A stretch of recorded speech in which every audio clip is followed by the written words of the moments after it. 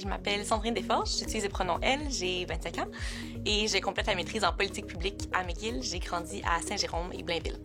J'ai fait un baccalauréat en psychologie et sociologie au préalable, donc un peu loin du milieu politique, mais ensuite je me suis impliquée dans les associations étudiantes et c'est vraiment là où j'ai eu la piqûre pour la politique publique. Donc tout découle de mon engagement là, au niveau universitaire.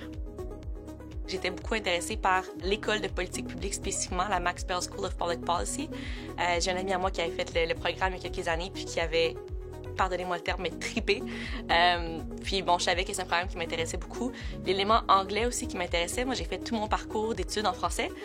Puis je savais que si je voulais travailler en politique publique, je voulais avoir une fluidité dans les deux langues.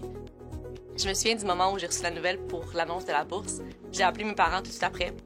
Je pense que je criais au téléphone pour leur dire que je l'avais reçu parce que je croyais vraiment pas que je l'aurais.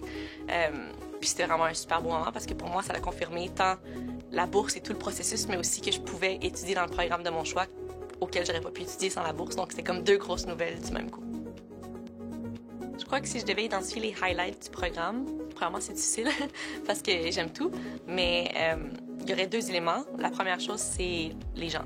La cohorte, les connexions. La cohorte de boursiers-boursières, on est vraiment très proches. Je crois que c'est un élément qui vaut énormément. Je viens de Québec, j'ai pas nécessairement voyagé partout au Canada, je connais pas nécessairement les autres perspectives du pays, puis d'avoir l'occasion d'échanger avec tout le monde, c'est extrêmement enrichissant. Le second élément qui m'a surprise, c'est le coaching.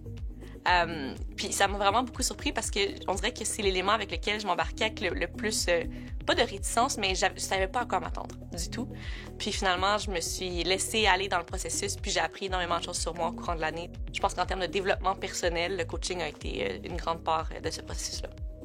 Je crois qu'on a tendance à se mettre des propres barrières et à se dire « Ah, c'est pas pour moi » ou « je remplis pas tous les critères », alors que souvent, on les remplit, on est juste...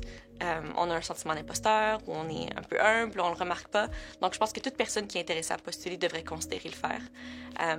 Aussi, juste parce que le processus d'application, c'est un grand apprentissage en soi.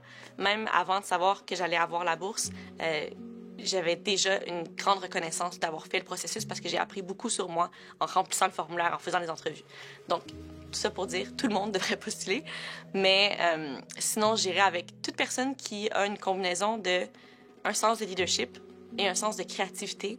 Think outside the box. Si je regarde la cohorte actuellement, je pense qu'on a toute une certaine composante de l'un et l'autre. Donc, si les personnes se sentent interpellées par ça, appliquez.